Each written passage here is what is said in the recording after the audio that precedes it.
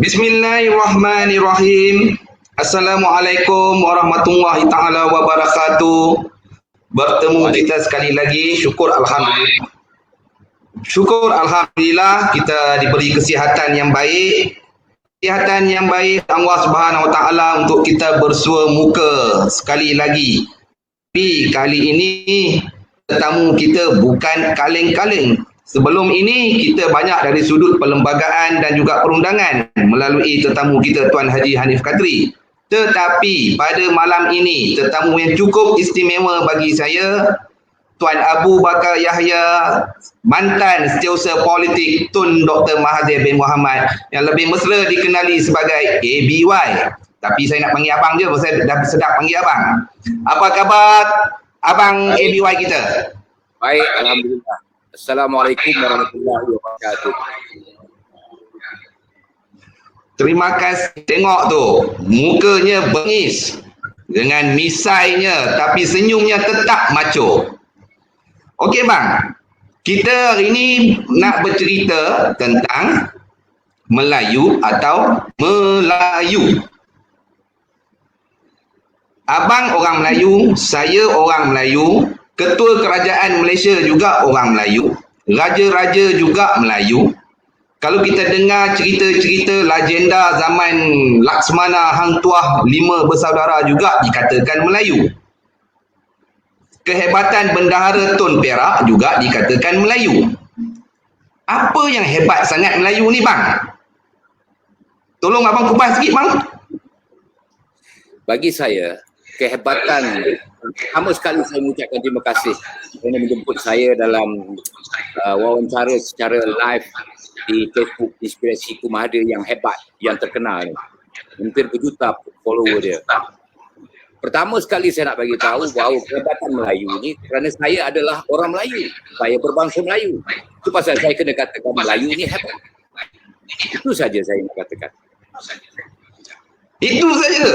Oh, pendek dan juga padat. Okeylah bang, kalau abang jawab dengan pendek dan ringkas tentang Melayu itu hebat tu di mana, saya nak tanya abang juga, apa beza Melayu dulu dengan Melayu sekarang?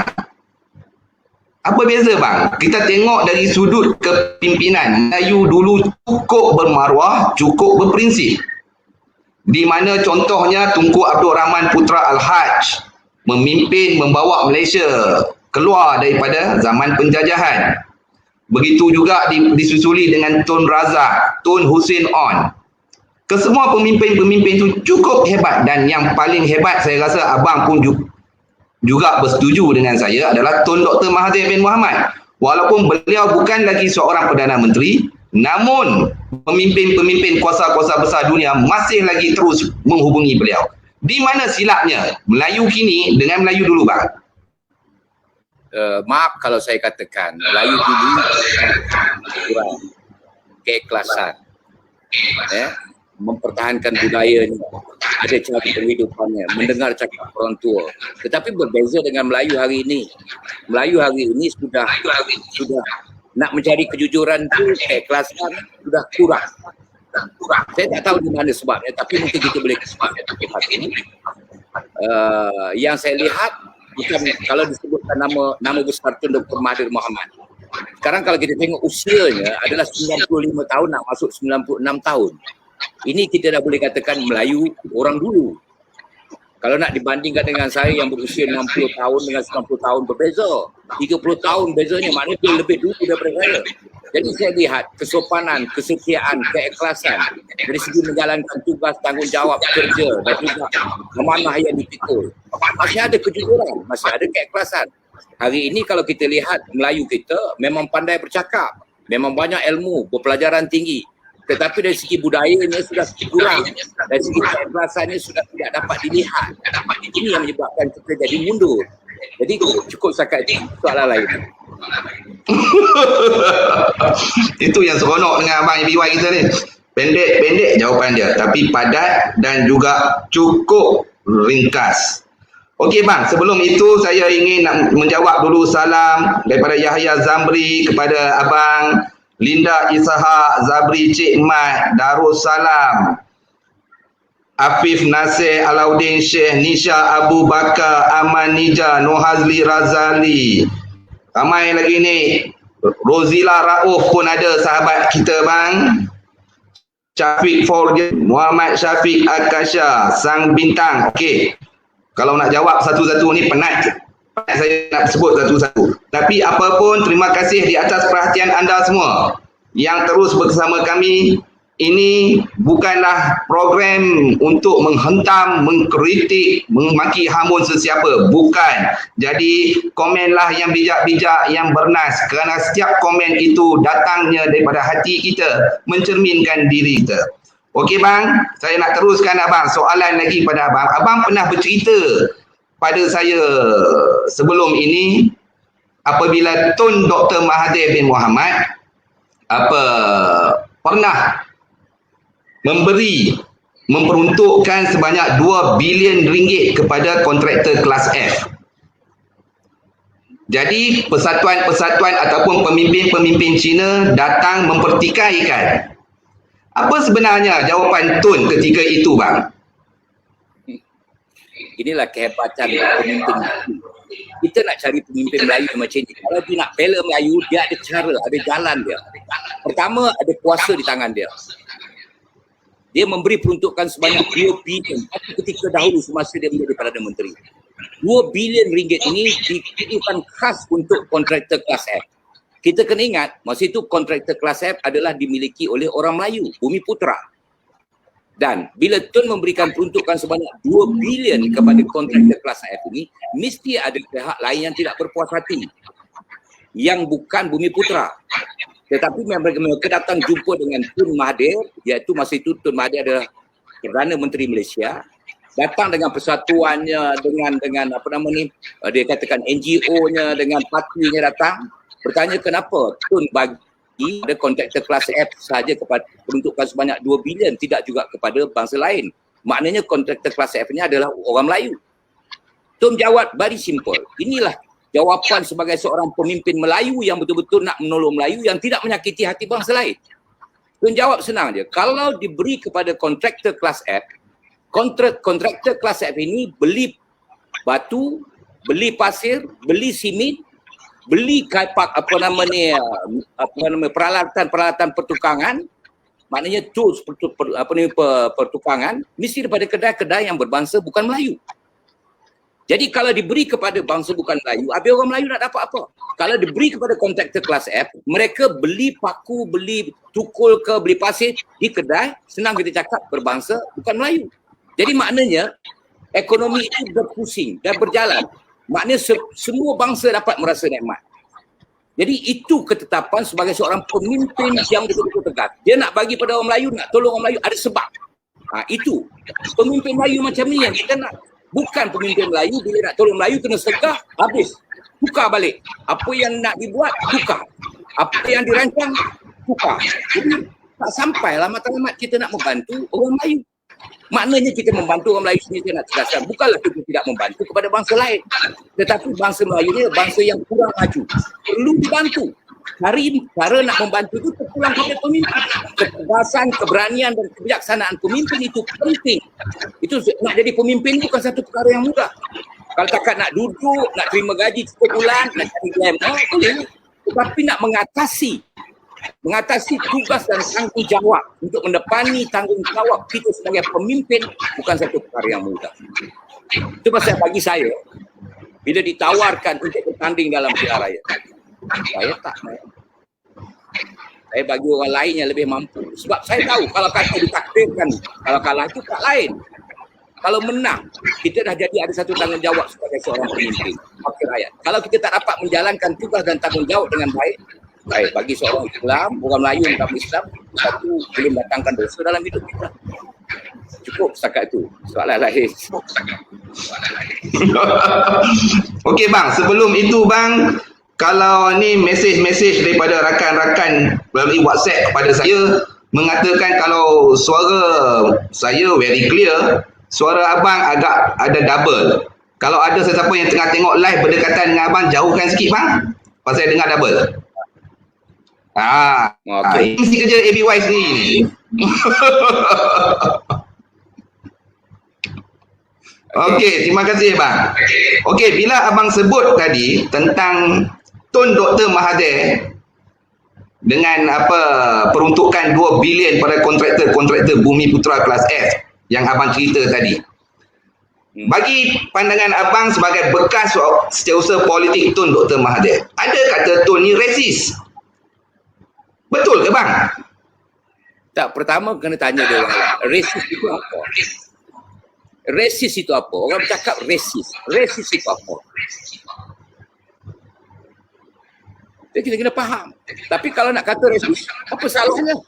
Resis berbentuk mana? Kalau kita pemimpin Melayu, tolong orang Melayu, resis tak? Apakah maksud kita jadi pemimpin Melayu, tolong orang Melayu, bangsa lain terabai? Tidak. Tidak. Jadi maknanya kita kena faham. Itu jangan cakap resis ni, kita kena faham apa itu resis. Kadang-kadang yang kita ni orang Melayu sendiri, bila ada bangsa lain menuduh pemimpin Melayu kita resis, kita pun ikut pergi tuduh resis. Kita pun tak tahu apa itu resis. Tapi kalau kata pemimpin Melayu tolong bangsa Melayu tapi tidak mengabaikan bangsa lain, resis apa ini? Itu pasal saya pun heran. Bila kita ni jadi, pertama kita ni kurang ilmu, lepas tu suka jadi Pak Turut. Apabila nak tolong orang Melayu je, ada pertentangan, ada je rintangan. Itu orang Melayu sendiri yang hutan. Lepas tu kalau kata ada bangsa lain hutan pemimpin Melayu, orang Melayu tak nak defend. Ini yang susah kita nak tolong orang Melayu. Patutnya saya bukan orang nak kata saya resis tu pulanglah. Tapi bagi saya pemimpin Melayu, salah ke kalau saya bantu bangsa saya? Itu pasal saya cakap, bila kita nak jadi pemimpin, kita kena ada ketegasan, keberanian, keikhlasan, kejujuran. Bila tidak ada ketegasan, pakaran, kejujuran dan keikhlasan, saya yakin itu pasal bangsa kita tak maju. Kerana banyak di kalangan pemimpin kita tak tegas, tak berani, tak ada keyakinan untuk membantu bangsanya. Bila ada bangsa lain kritik dia mula merompak. Kerana tak ada kejujuran, tak ada keikhlasan. Kalau dia buat sesuatu, tolong bangsa Melayu, tolong untuk tolong bangsa Melayu betul, orang Melayu yang perlu pertolongan diberi tolong, maknanya dia tak perlu gentar.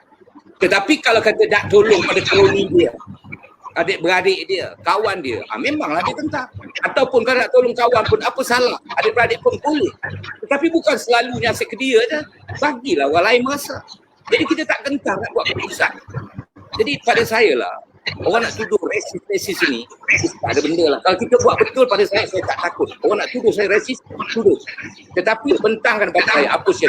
Pasal kita kena buat sesuatu benda ni, kena fikir dahulu sebelum bertindak. Jangan cakap macam saya. Perdana Menteri kata apa? Setelah mendapat 2 dos suntikan vaksin, kita boleh pergi merentas daerah dan negeri. Maksudnya ke sana ke sini. Hari ini saya dah dapat 2 dos tapi maksudnya tak boleh ke sana ke sini ni. Nah ini pasal, itu pasal kita kata dulu, saya belajar, kalau kita nak buat sesuatu, kita kena fikir dahulu sebelum bertindak. Itu pasal bila you sebut Tun Mahathir, saya melihat dia bekerja, dia berfikir dahulu. Kalau orang tanya dia cepat dia jawab. Orang tekan dia boleh tangkis macam mana, apa juga soalan dia boleh jawab. Sebab dia buat dengan hati yang ikhlas dan jujur. Bila kita tak ikhlas, tak jujur, maka kita nak berdepan dengan wartawan pun kita takut. Okey. Abang saya pun makin panas bila dengar abang duk kupas tu satu kejujuran, keikhlasan. Kemudian saya tertarik sangat dengan ayat abang yang terakhir tadi tu. Bila tak ada keberanian, tak ada kejujuran, nak menghadap, nak berdepan dengan wartawan pun tak berani. Ada seorang yang pegang kuasa sejak daripada Mac 2020 sehingga ke hari ini belum ada lagi Q&A bersama wartawan. Adakah itu Melayu bang? Sebab tu saya pilih soalan tajuk dia hari ini Melayu sebab abang juga sebagai bekas yang di-Pertua Perkasa Selangor. Bila sebut perkasa, memanglah dia begitu dekat dengan Melayu. Jadi saya nak tanya abang, kenapa? Sebab tu tolong abang rungkai, saya tak nak pendek bang, tapi tolong rungkai. Apa masalah sekarang ini yang Melayu-Melayu yang pegang jawatan, yang pegang kuasa, hilang keberanian bang? Kenapa bang? sekarang ni bila kita cakap pemimpin Melayu yang memegang, contohlah menteri dan juga timbalan menteri, mereka diangkat adakah kerana kepakaran mereka, adakah kerana kebijaksanaan mereka?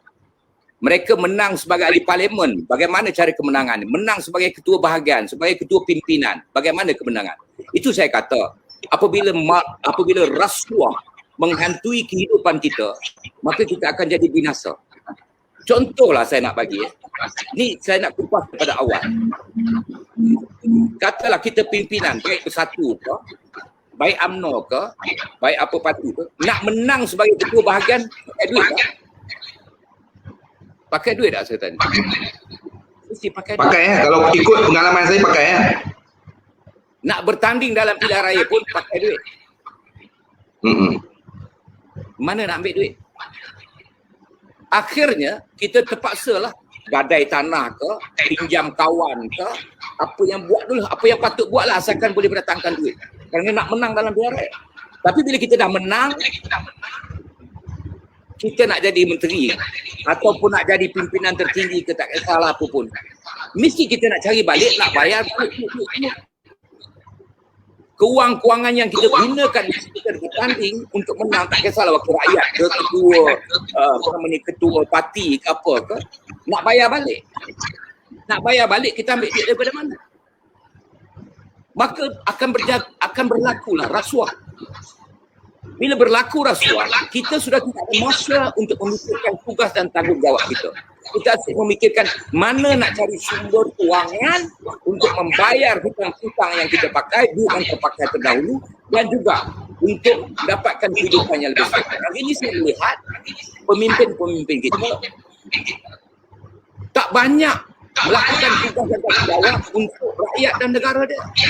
Kebanyakan mereka kepentingan pribadi dahulu daripada kepentingan rakyat dan negara. Maka itu kita jadi mundur. Sebab dalam kepala mereka ada kemungkinan tidak ada fikir benda-benda ni, dah tak ada masa nak fikir benda-benda untuk rakyat dan negara. Kerana dia fikirkan macam mana nak cari duit, macam mana nak cari sumber untuk menjadi senang, untuk menjadi selesa dan juga boleh jadi kaya raya.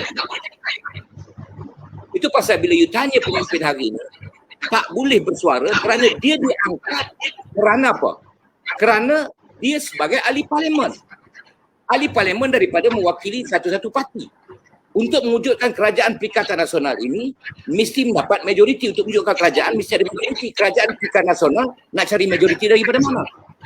Kalau tidak daripada UMNO dia ambil, daripada PAS dia ambil, Bersatu dia ambil dan ambil lagi di sana sini.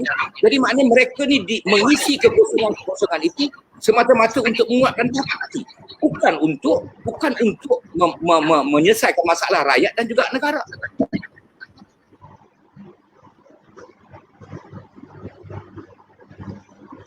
Okey bang, saya nak mencelah sikit. Bila apa yang abang kupas tadi tu benar, memang benar, keberanian, keikhlasan sudah mula luntur daripada kepimpinan pemimpin-pemimpin Melayu itu sendiri. Tetapi saya nak tanya abang, adakah bila parti-parti Melayu tumbuh bak-bak cendawan, adakah itu salah satu faktor menyebabkan orang Melayu berpecah belah dan secara tak langsungnya melemahkan kita sendiri bang? Apa pandangan abang? Itulah perkara pokoknya. Sebab bila kita dah berpecah, kekuatan sudah tak ada. Contoh, katalah, ini kita cakap dalam bahasa Melayu, bukan kita nak melibatkan bahasa lain. Mereka juga manusia. Betul. Mereka juga manusia yang dijadikan Allah. Kita tak boleh ketepikan mereka. Tetapi dalam soal kita nak bercakap soal bangsa Melayu, mereka juga bercakap soal bangsa mereka. Betul tak? Kita sekarang nak bercakap soal bangsa Melayu. Okay? Kenapa parti ini boleh tumbuh banyak? Kerana perpecahan berlaku dalam sesuatu parti. Kenapa perpecahan berlaku? Kerana tidak seiring, tidak sekata, tidak puas hati. Maka pecah keluar, buat parti lain. Dah buat parti lain lagi. Parti A pecah jadi parti P. Parti P tak puas hati lagi, pecah lagi parti C. C tak puas hati lagi, pecah lagi jadi D. Dah jadi 3-4 parti. Kerana apa? Kerana tidak puas hati. Tidak puas hati ni datang dari mana? Datang daripada kerakusan kita sebagai pemimpin.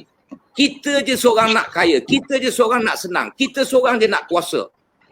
Akhirnya yang lain sakit hati, tak puas hati. Pecah. Adu domba. Jadi bila kita berpecah, maka akhirnya Parti Melayu jadi lemah. Daripada dulu satu ketika, UMNO adalah parti yang disegani, yang dihormati, yang digerungi. Parti yang terbesar. Akhirnya pecah. Pecah daripada UMNO pecah kepada PAS.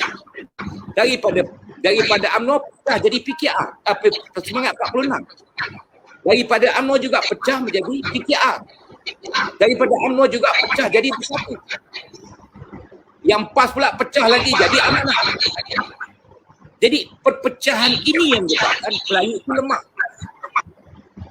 Jadi pendekatan hari ini kalau kita lihat, kita Tun Dr. Mahathir mengajak semua parti-parti ini datang bergabung.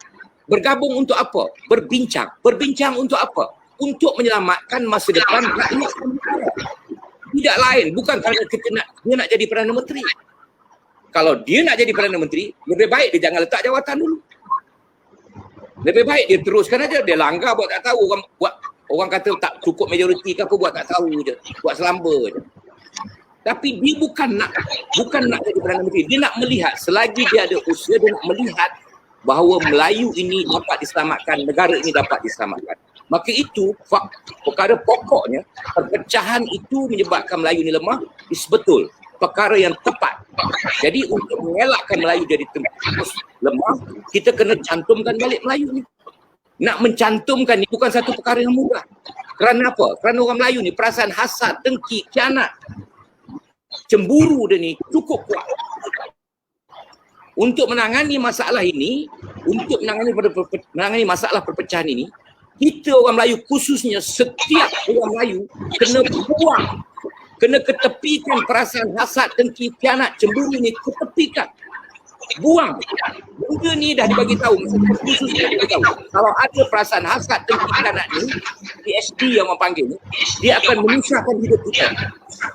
Dia akan menghantui hidup kita dan kita tak boleh pergi jauh.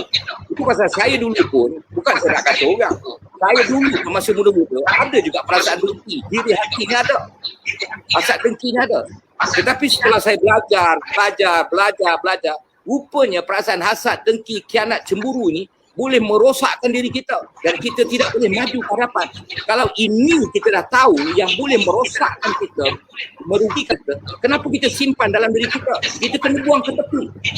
Kalau hari ini kawan kita berjaya, kita kena bersyukur dan kita doakan yang terbaik. Kalau kita buat baik dengan orang yang berjaya, insya-Allah dia boleh bantu kita dalam kesusahan. Tetapi kalau kita dengki dia, kita burukkan dia dan dia pun jatuh, dia pun sama macam kita susah, macam mana orang Melayu nak tolong orang Melayu? Ini kita kena perbetul, bukan satu kali. Saya dah berusia 60 tahun lebih. Saya dah mengalami kehidupan dalam kelompok-kelompok Melayu ni, dalam keluarga-keluarga Melayu ni, saya dah bercampur. Saya dah bercampur dengan keluarga yang susah. Saya bercampur dengan keluarga yang sederhana. Dan saya dah bercampur dengan keluarga yang bangsawan. Saya dah bercampur. Tapi saya lihat bahawa lebih banyak lagi orang yang susah. Orang Melayu ni boleh katakan majoriti dia susah. Kerana apa? Kerana pemimpin kita yang ada di atas, pimpin orang bangsa Melayu kita yang kaya, tak mahu membantu orang yang susah. Contoh saya bagi Ini saya bagi contoh. Sebab you nak panjang kan? Silakan. Contoh. Bila orang Melayu, Tan Sri ke Datuk Seri ke Datuk, dia bagi satu projek yang bernilai 500 juta. Dia dapat projek itu, dia tak buat. Dia jual projek itu ataupun disahkan kepada orang lain. Kalaulah projek 500 juta ini dapat ke tangan dia, dia usaha pinjam bank ke apa ke, kalau bangsa lain boleh buat, kenapa kita tak boleh buat? Dan dia usahakan sendiri, dia boleh ambil supply pasir orang Melayu, ambil supply besi orang Melayu, supply simen orang Melayu, carpenter orang Melayu, tukang batu ke tukang kayu ke dan orang Melayu. Jadi merasalah orang Melayu bekerja dan dapat sumber ekonomi dia. Contoh, kalau kata buat satu jambatan, kita perlukan worker ni, makna pekerja buruh. Seramai katalah 100 orang. 1/400 orang. Okey, saya bagi dekat Bazli lah. Bazli, projek aku ni memerlukan 100 orang pekerja buruh, pekerja buruh. Okey? Aku bayar dekat kamu satu hari gaji pekerja ni RM100. Kamu pergi cari 100 orang. Kamu bayar 100 orang tu gaji RM80. Kamu ambil RM20 satu orang. Okey? Ambil RM20. Jadi maknanya saya bayar dekat kamu RM100. Kamu bayar dekat setiap pekerja RM80. Kamu dapat berapa? RM20 kan? RM20 kamu kali 100 berapa? Saya calculation ni tak pandai. RM20 kali 100. 2,000 lah kan? 2,000 lah. Betul ke 2,000? 20,000 2,000. 2,000. Maknanya Fazli dapat 2,000 satu hari. Bagus tak ekonomi kamu? Tapi orang kita tak buat. Bangsa mereka buat. Dia buat projek tu, dia handle. Dia cari engineer, dia cari jurutera, dia cari arkitek, dia cari operation manager apa semua. Dia bagi dekat bangsa dia. Kalau orang Melayu pun dapat tu, dia yang cekai-cekai dekat bawah. Kalau manager, taraf manager, pemimpin masa kita manager gaji RM5,000. Bangsa dia gaji RM7,000 ataupun RM10,000. Berbeza. Kalau nak tuduhkan resis, mereka lagi resis. Cuba kamu lihat tengok. Di mana pejabat-pejabat bangsa lain. Berapa kerat orang Melayu. Padahal rakyat yang majoriti dalam negara ini adalah Melayu. Nah, ini kalau kita cakap pasal resis. Itu kita berbalik kepada bangsa Melayu kita. Kalau kamu diberi Allah SWT rezeki yang melimpah luas, kamu create lah, maknanya reka lah satu kerja yang boleh kamu mendatangkan untung dan kamu boleh bagi bangsa kamu bekerja dengan kamu. Ini tidak duduk beli rumah dekat London berjuta-juta, beli rumah dekat Amerika berjuta-juta, beli ladang dekat Australia, beli ladang dekat New Zealand. Untuk apa? Kalau kamu banyak duit, kenapa tak laburkan dalam negara? Kamu boleh canaikan ekonomi itu dalam negara. Pemimpin pun kena lihat bahawa ketegasan untuk membangkitkan semangat bangsa untuk bekerja kena kuat. Dana ada, gunakan bagaimana nak bangsa Melayu ini boleh menjadi insan yang rajin. Bukan kita tak ada duit, kita ada duit. Duit banyak, berbilion-bilion dalam negara ini. Soalnya pembangunan negara kita kena buat, pembangunan insan pun kita kena buat. Fokus kepada insan yang berbangsa Melayu. Bukan tak boleh, boleh. Tapi kita nak buat. Ini yang dapat saya uraikan bila you tanya, kenapa pemimpin kita lemah? Tak boleh nak bantu pada bangsa orang Melayu. Terima kasih bang. Terima kasih banyak-banyak kupasan yang saya cukup puas hati bersemangat dengar. Dan di sini juga saya nak mengucapkan terima kasih jugalah kepada komentar-komentar yang di sini. Nampak juga ramai juga puak-puak yang penyokong Anwar Ibrahim ni yang duk melalak kat sini. Saya tak pernah marah, saya tidak pernah menghalang. Anda bolehlah komen apa saja yang anda nak komen. Pemimpin itu hak demokrasi untuk anda menyokong sesiapa pun. Okey bang, saya nak balik juga kepada Datuk Seri Anwar Ibrahim. Dia seorang pemimpin yang lama. Dia juga orang Melayu. IC dia pun sama dengan IC saya 07 Pulau Pinang. Dia telah mencuba demi mencuba daripada pilihan raya sebelum-sebelum ini membawa pembangkang tetapi gagal. Sekarang ini bang, ramai juga penyokong-penyokong dia kata Anwar Ibrahim tak boleh jadi Perdana Menteri kerana tone dengki dengan Anwar Ibrahim. Dengki tang mana tu bang? Tolong jawab sikit bang. Ini yang katakan pengikut taksub ni macam-macam lah. Macam saya lah dituduh orang bahawa saya ni taksub penyokong Tun Mahathir. Tetapi saya taklah orang kata lemah dari segi nak menyokong seseorang itu. Saya melihat, pertama kita kena lihat percakapan dia, kita kena lihat perjalanan dia, makan dia, cara dia bertutur, lepas tu cara dia membuat kerja. Datuk Seri Anwar Ibrahim ini adalah idola saya ketika saya pemuda UMNO dahulu. Di mana saja Anwar Ibrahim berucap, saya ikut. Saya sanggup duduk tepi jalan. Saya memang terpengaruh. Bukan kata, ini maknanya kalau saya boleh terpengaruh, dibayangkan. Anwar Ibrahim ni, tengok sejarah dia, datang dari mana? Abin kan? Lepas tu dia masuk PAS. Lepas tu sama masuk UMNO. Tun Mahathir bawa masuk UMNO. Bila masuk UMNO, pemimpin UMNO yang lain marah dengan Anwar Ibrahim kerana apa? Kerana Tun Mahathir sayang sangat dengan Anwar Ibrahim ni. Terlampau sayang. Naik mendadak-dadak naik sehingga jadi timbalan Perdana Menteri. Arwah Tun Gafar Bermud tergelincir dibuatnya. Tetapi kita kena terima hakikat lah. Kita baca kenapa Tun Mahathir tak boleh dengan Anwar. Kalau dia kata tuduh, baca. Kita jangan kata ya, tidak, kita tak tahu. Tapi kita baca, kenapa Tun Mahathir tak suka? Kalau you nak kata tak suka, tak logik lah. Daripada bawah dia angkat naik ke atas. Tetapi bila dia sampai jadi timbalan Perdana Menteri, Tun bagi dia pangku dalam masa berapa bulan lagi tu. Tun pergi ke cuti. Dia pangku. Masa itu kenapa tak buat elok-elok? Kenapa? Pada saya tak ada masalah nak jadi Perdana Menteri. Betul tak? Tapi mesti ada sebab dia kita kena kaji. Okeylah. Bila tak dapat tu, bila dia kata Tun dengki, kaji. Bukan dengki. Kalau saya pun, saya Perdana Menteri, saya mesti dia tengok. Mungkin Allah beri petunjuk pada saya. Orang macam ni tak boleh. Orang macam ni tak boleh. Tetapi, dalam masa berapa puluh tahun berkempen menentang Kerajaan Barisan Nasional, diketua oleh Datuk Seri Anwar Ibrahim. Kenapa tak menang daripada masa itu? PRU 14 kerana Tun masuk campur baru menang. Itu pun Datuk Seri Datuk Seri Anwar Ibrahim dalam penjara.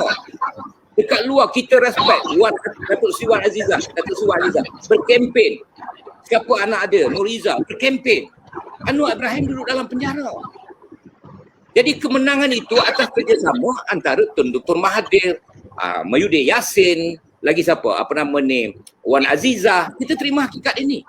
Boleh. Dan kenapa Wan Azizah boleh pergi jadi sampai timbalan Perdana Menteri? Kenapa? Kenapa Anwar tak boleh pergi? Jadi kalau kita nak tengok hari ni pada penyokong-penyokong Datuk Seri Ibrahim, saya tak marah. Itu hak mereka nak menyokong. Macam saya juga menyokong Dr. Mahathir. Tetapi saya nak bagi satu je.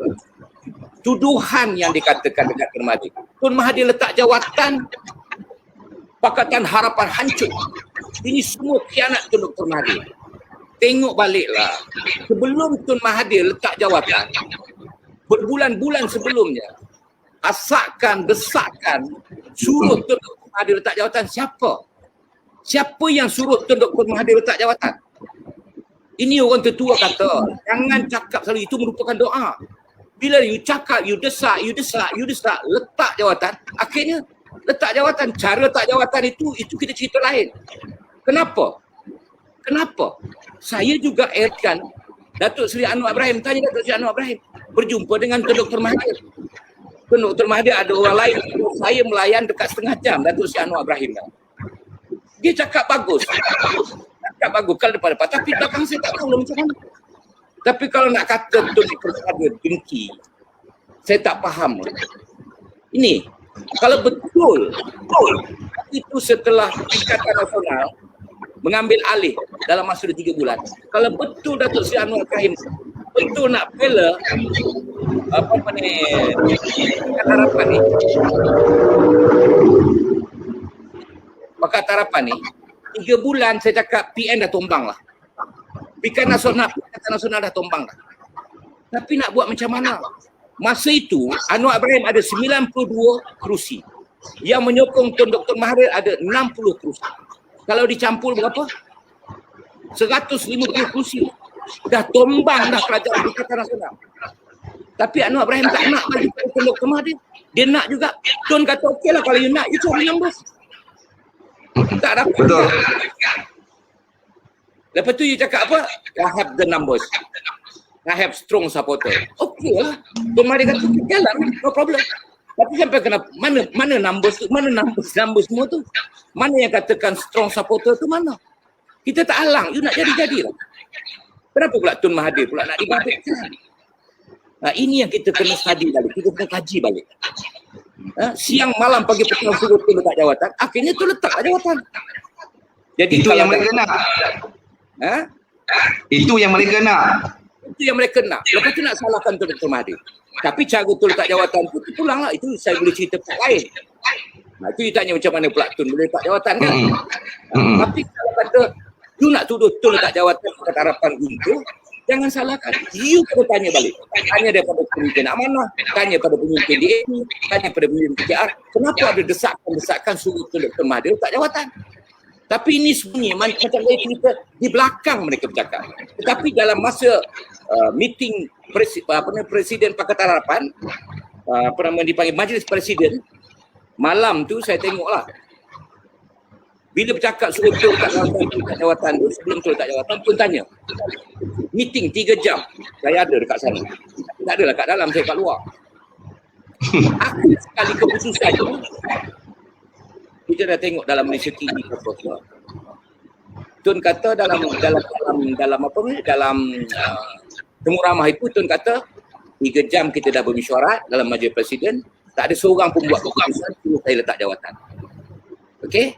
Tanya Anwar Ibrahim sebelah tanya. Macam mana Dr. Sri mengangguk. Jadi maknanya keputusan terserah kepada saya. Bila saya nak letak jawatan, lepas APEC ke, sampai pilihan raya 15 ke, itu terserah pada saya. Selesai masalah tu. Saya sendiri dengar dalam siap. Kenapa tak cakap? Kenapa di luar? Jadi rakyat melihat benda ni jadi kelang kabut. Jadi orang lain mencari kesempatan. Kerana apa? Kerana pertelingkahan di dalam parti Pakatan Harapan itu sendiri. Okey? Okey bang, saya tertarik juga dengan banyak komen-komen di sini. Saya rasa saya minta maaf kepada yang tukang-tukang komen, terutamanya sekali kepada, saya nak sebut nama ni, Aiman Syauqi. Saya rasa apa yang anda komen, anda tak tahu apa sebenarnya. Komen-komen anda memang ke laut dan juga anda tak tahu sendiri apa itu janji, apa itu masalah yang berlaku di dalam ketika Tun menjadi Perdana Menteri dan meletakkan jawatan pada 22 Februari. Betul tak bang? 22 Februari 2020 Tun letak jawatan? Okey, jadi Tuan Abu Bakar Yahya yang berada di sini adalah setiausaha politik Tun Dr. Mahathir. Saya ulang lagi sekali, setiausaha politik Perdana Menteri Malaysia ke-7. Jadi kalau anda yang di sini nak buat layar buruk tak tentu pasal, saya rasa memang tak mau tengok live kami pun tak kisah. Tak apa Tuan Abu Bakar, kita tinggalkan dia orang ni semua. Biarlah dia orang nak sokong Anwar sampai tahap mana pun terpulang. Kita berada di dalam dunia, dalam negara yang demokrasi. Okey bang, saya nak balik pada soalan abang ni tentang pengkhianatan pula. Melayu juga yang mengkhianati. Tadi abang bercerita tentang Melayu yang gila jawatan. Tak ada numbers pun nak jadi Perdana Menteri. Sampai dia pun lupa Perlembagaan Malaysia mengatakan ada cukup bilang majoriti, layaklah dia untuk jadi Perdana Menteri. Sekarang kita tinggal bab orang yang gila jawatan, kita balik kepada pengkhianatan. Kenapa Melayu juga yang mengkhianati? Apa pandangan abang? Kalau nak cerita pengkhianat ni, saya nak cakap macam mana? Ini dah memang bangsa saya yang buat itu. Saya tak banyak pengkhianat, tetapi apa yang berlaku tu saya tahulah. Yang paling senang saya nak cerita, selepas Tun lepas habis mesyuarat bersatu malam tu, Tun balik ke rumah, semua pemimpin-pemimpin parti, UMNO, PAS, UMNO, PAS lagi bersatu lagi, ramailah ada dalam keluar gambar tu kan. Dekat situ, tapi pemimpin daripada parti DAP tak ada, pemimpin daripada Amanah tak ada, pemimpin daripada PKR tak ada. Ini you nak cerita pasal yang pengkhianatan tadi. Dia orang kata pengkhianat, saya tak tahulah pengkhianat itu pulang pada tafsiran masing-masing lah kan. Bila berjumpa, saya dipahamkan oleh Tun Dr. Mahathir, mereka mengajak menubuhkan kerajaan Perikatan Nasional, menawarkan Tun Dr. Mahathir menjadi Perdana Menteri. Okey? Tun Mahathir tanya, ni kerusi ni semua cukup ke? Macam mana datang cukup ni? Dia kata ni semua UMNO dah masuk, PAS dah masuk.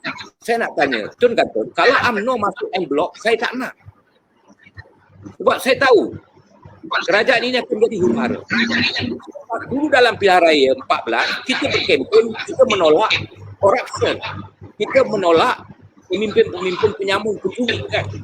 Tetapi bila kita dah jadi kerajaan, kenapa kita mesti ketepukan rakan kita daripada DAP?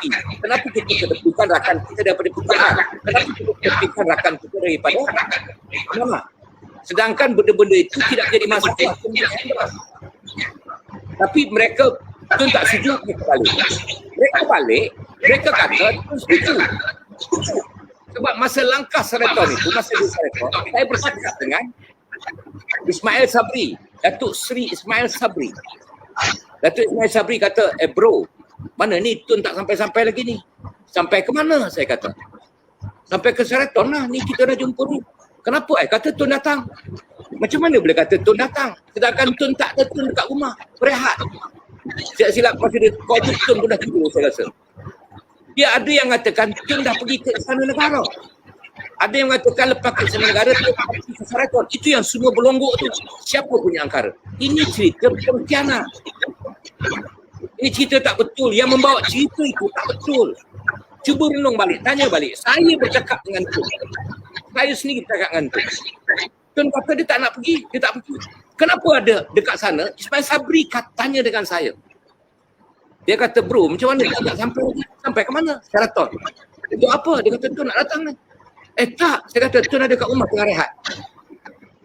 Pukul 10 malam.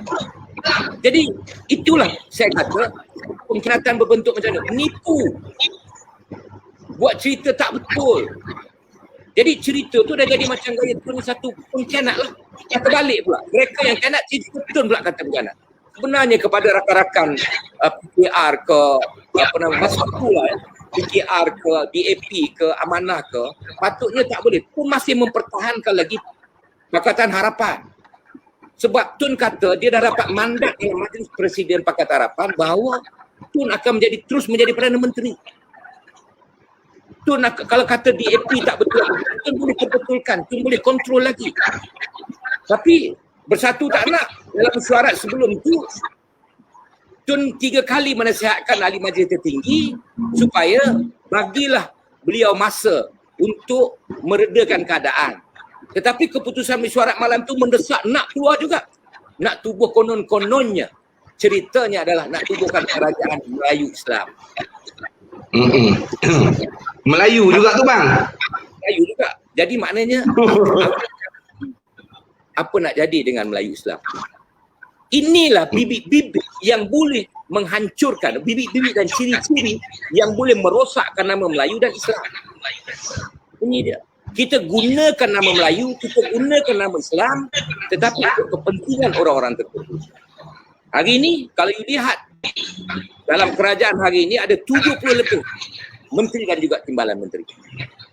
Apa perlunya dalam kerajaan darurat macam ini, timbalan menteri banyak mana? Berapa juta satu bulan, kerajaan kena keluar untuk bayar gaji mereka. Apa yang mereka buat? Hari ini kita dengar Isamuddin, Melayu juga kan?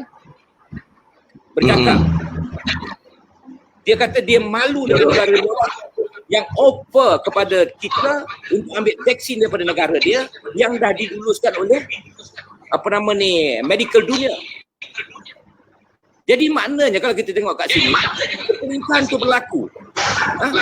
Jadi kita macam gaya bila kita baca statement sini, macam gaya ada yang tak kena dalam kerajaan Perikatan Nasional ini. Jangan macam ada yang Ismail Sabri kata dia dah tutup pintu depan. Azmin buka pintu belakang.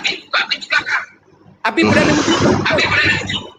Perdana Menteri takkan tak boleh nak selesaikan Perdana Menteri di kanan ni. Jadi saya tengok berterusan diam. Yang jadi mangsa siapa? Akhirnya parlimen digantung, rakyat dikurung. Faham apa maksud saya? Parlimen digantung, rakyat dikurung. Mereka tetap terus berkuasa. Cukup bulan ambil gaji, ambil allowance. Rakyat juga yang menderita. Itu kalau you nak tanya pasal pengkhianatan. Okey? Jadi abang, kita buat masa sekarang ini pemimpin-pemimpin kita penuh dengan label.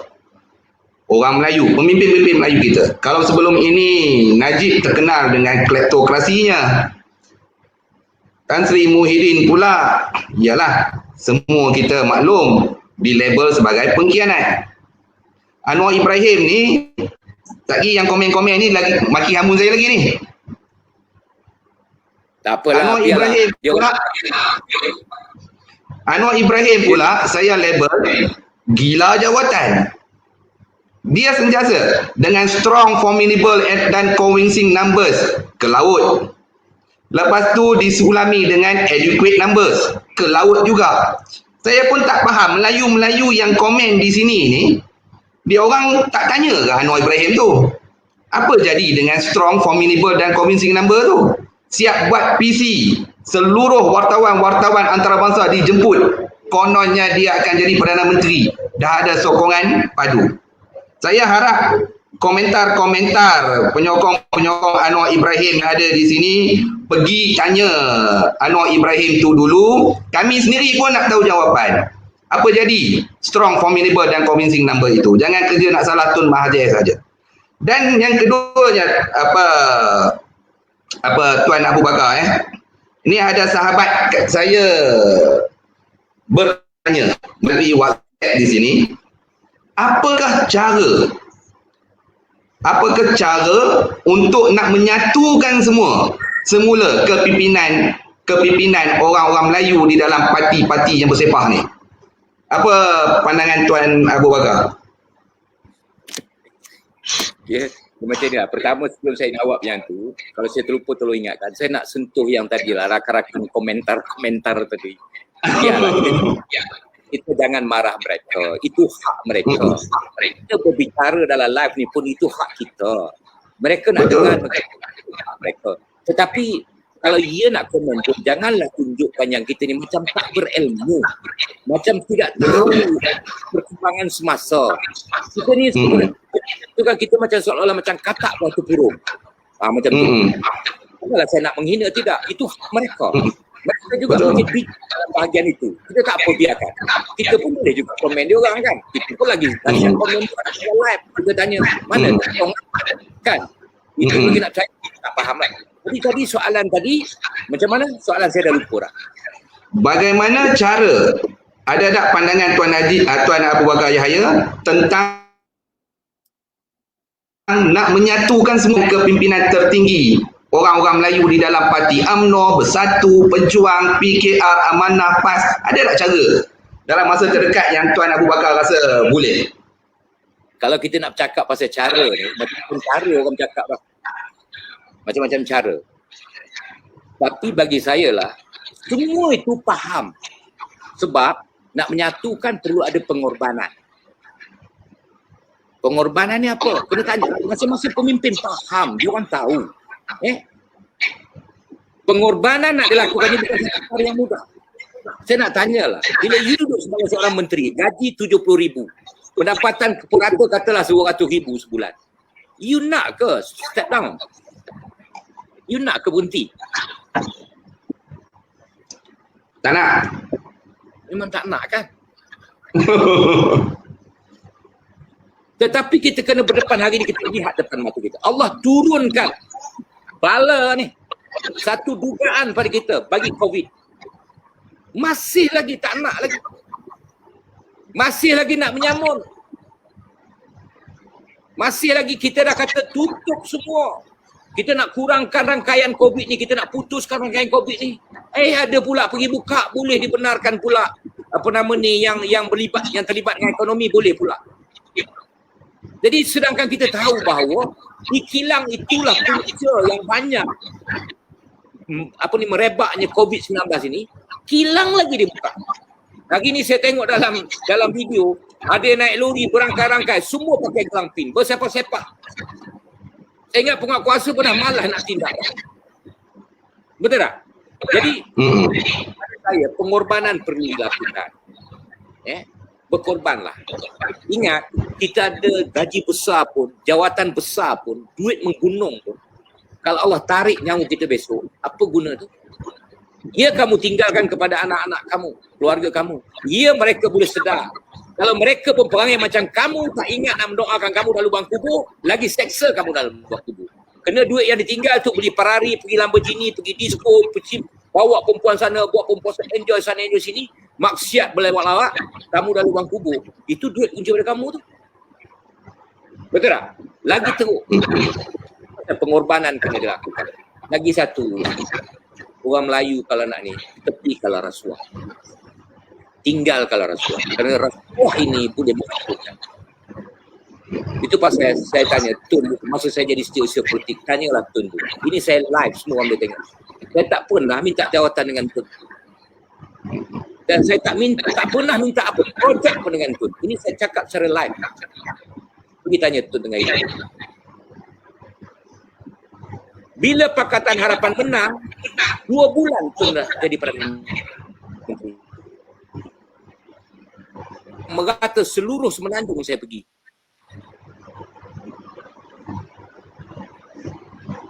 Putus kenapa? Okey. Boleh dengar?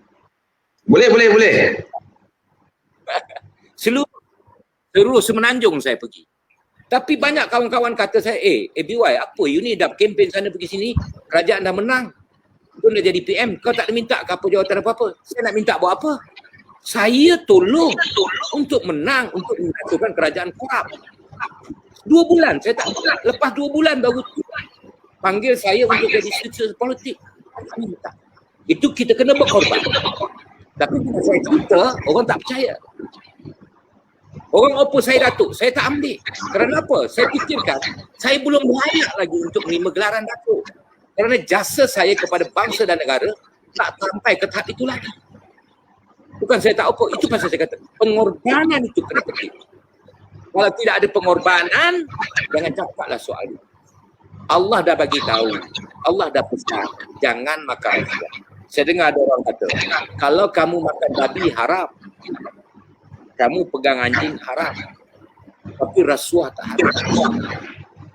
Rasuah ni, bila kamu bawa dalam keluarga kamu makan, dia jadi darah daging. Bila jadi darah daging, seluruh keturunan akan menjadi binasa. Jadi kalau untuk menyatukan orang Melayu ini, kena balik ke pangkal jalan, ikut hukum Allah. Apa yang Allah arahkan, ialah kita bercakapnya malah orang kata bakar pun jadi iya. Tapi kalau kita boleh hisaplah. Kalau kita buat, kita buatlah. Kalau kita kata kita nak menyatukan balik orang Melayu, sebab orang Melayu ni tak berpisah daripada agamanya, agama Islam. Kalau boleh, kita tolak rasuah. Kerana rasuah itu boleh menghancurkan masa depan bangsa kita dan boleh menghancurkan negara kita. Ya, saya nak bagi tahu bahawa negara kita sekarang kalau tak betul handle, negara kita akan jadi korup. Hancur. Negara kita akan jadi bodoh. Kerana apa? Kita sekarang sudah jadi top ranking di rantau kita ni. Kita negara Malaysia adalah top rasuah. Jadi kita kena ingat. Ini bukan main-main. Ini rasuah bukan main-main. Kerana rasuah lah boleh jadi binasa. Jadi kita ingat, cara yang you kata tadi salah satu salah satu contoh ataupun perkara yang perlu kita lakukan untuk menyatukan balik orang Melayu, buang rasuah. Tinggalkan rasuah. Pupukkan rasa kasih sayang antara kita sesama kita. Buang perasaan cemburu, buang perasaan hasad dengki, dan kita mesti sanjung bangsa kita kalau dia naik cara yang betul. Okey bang, saya ingin mengucapkan terima kasih kepada sahabat kita bang, iaitu orang kanan, orang kuat Datuk Seri Anwar Ibrahim, saudara Syed Shah yang turut menyaksikan siaran langsung kita pada hari ini. Begitu juga dengan pegawai-pegawai, pemimpin-pemimpin, ahli-ahli parlimen juga ramai yang menyaksikan live di sini. Terlebih dahulu, saya menghormati sahabat saya, Tuan Syed Shah. Apa saja beliau menulis tentang Tun Dr. Mahathir di wall beliau, walaupun hati saya tak boleh terima, tapi saya menghormati atas dasar persahabatan. Begitu juga bila beliau komen di sini, saya mengucap terima kasih kerana beliau juga menghormati kita atas dasar persahabatan. Okey bang, kita nak bawa pada para penonton dalam isu terkini. Apabila Raja ke Bawah Duli Yang Maha Mulia Seri Paduka Baginda Yang di-Pertuan Agong baru-baru ini memanggil ke semua ketua-ketua parti menghadap. Tun Dr. Mahathir selepas daripada menghadap ke Bawah Duli tuanku, Tun Dr. Mahathir mengadakan sidang media dan memberi pandangan beliau tentang sebuah jawatan kuasa ala Magaran. Yang paling sadisnya tu di sini, ketua parti UMNO tak membantah, bersatu pun ialah adalah seorang dua yang kurang cerdik yang membantah. Lain-lain parti tidak ada apa-apa masalah pun, semuanya menyerahkan kepada kebijaksanaan ke Bawah Duli tuanku. Tetapi Pakatan Harapan menolak secara keras cadangan Tun Dr. Mahathir ini. Apa pandangan abang tentang ala Magaran ataupun yang dipanggil Majlis Pemulihan Negara ini? Dia pada saya lah, memang dia orang melompat bila dengar tu nak buat Magaran ni. Tetapi bila saya yakin dan percaya, bila tu dah tulis dalam blog dia, orang dah baca semua, orang baru terkejut. Apa sebenar tujuan tu nak buat tu? Magaran ini, kerajaan tak bertukar, dia kata. Dia orang takut tu jadi Perdana Menteri. Sebab itu Pakatan Harapan tak nak, sebab Pakatan Harapan nak Anwar jadi Perdana Menteri. Betul? Tapi sebenarnya kepada kawan-kawan Melayu yang kami Islam, kalau bukanlah, kalau malaikat tak calit kat daya kita jadi Perdana Menteri, tak adalah jadi menteri. Macam tu juga saya kata dalam pilihan raya kadang tadi, kalau Allah Ta'ala tak calit dari kita tak ada jadi calon, tak ada jadi calon. Jangan sibuklah nak wiriki kanan nak jadi calon, nak jadi calon. Malaikat nak calit tak dapat lah. Malaikat nak calit tak boleh, dia tahu sendiri nak jadi calon, nak jadi calon, nak jadi calon. Tak dapat. Tak buat kerja. InsyaAllah Allah lebih mengerti. Dia letak orang, tak mana siapa yang dia nak letak jadi calon, tak akan jadi calon. Tapi usaha tu usaha lah. Tapi jangan sampai keterlaluan. Jangan sampai bila berusaha itu terus melakukan fitnah, buat rasuah, itu jangan. Jadi kalau tanya pasal Magaran tadi, apabila Tun sudah melakarkan segala selamat dan tujuan Magaran itu, saya yakin mereka terkedu. Mereka yang ramai yang terkedu. Sebab ada yang menuduh Tun gila nak jadi Perdana Menteri. Ya, datang menghadap Tuanku Agong membawa solusi, maknanya perkara-perkara yang nak menyelesaikan masalah. Bukan menceritakan Agong, ini masalah itu, ini masalah, ini masalah. Masalah itu rakyat dah cakap dah. Yang Tuan Agong kan pegawai, dia boleh tengok Facebook rakyat ni. Dia bukan tak tengok. Betul tak? Kita tak payah nak sampai. Tun atas kebijaksanaan Tun tu yang kita lihat, dia bawa satu solusi bagaimana kita nak menangani perkara yang melanda negara kita. Maka Magaran itu dibawa. Dan Tun dah tulis dah apa tujuan Magaran. Dan siap ada, tak boleh lebih pada 20 orang ahli jawatan kuasa yang boleh duduk dalam itu. Dan ahli jawatan kuasa ni jangan nak minta gaji. Kalau nak buat apa, ada. Dan laporan yang dibuat oleh Magaran ini, laporan itu terus dihantar direct kepada Agong. Dan boleh juga dibentang kepada Parlimen.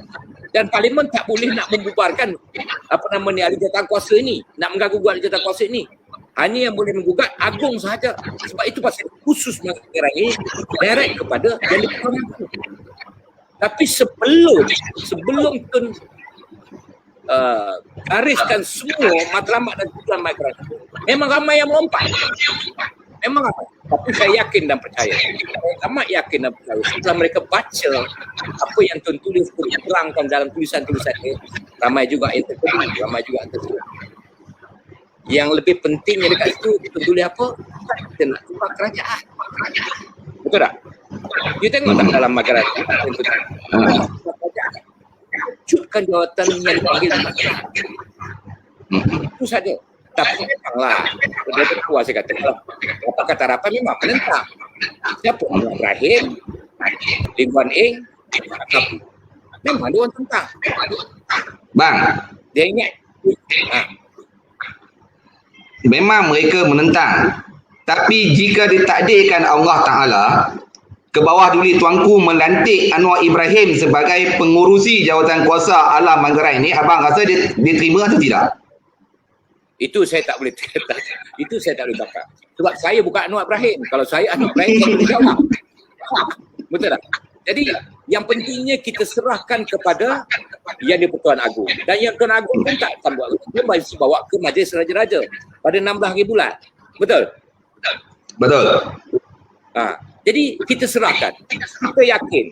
Hari ini saya meyakinkan kawan-kawan, beri kesempatan kepada institusi Raja-Raja untuk membuat satu ketetapan bagaimana nak menangani permasalahan yang dihadapi oleh negara dan rakyat hari ini dalam negara kita.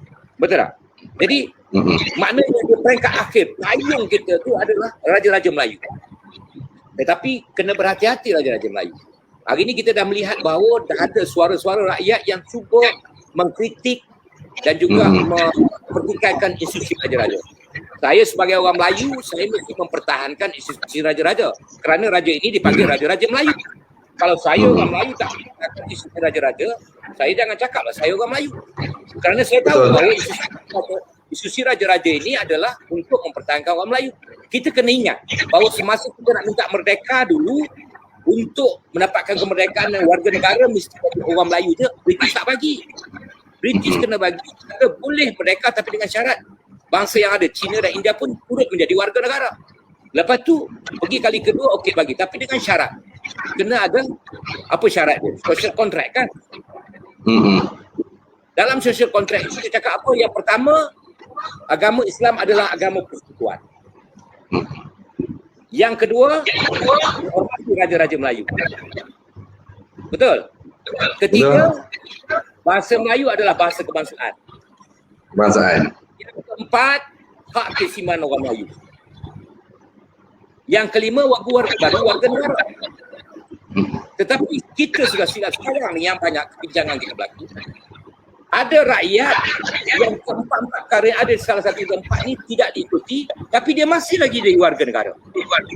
Patutnya kalau tak menghormati keempat-empat perkara ini, dia sudah tidak layak menjadi warga negara.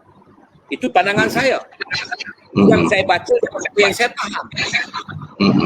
Tetapi pemimpin kita tak fokus kepada, pemimpin kita tak berani membuat ketetapan. Pemimpin kita tak ada ketegasan.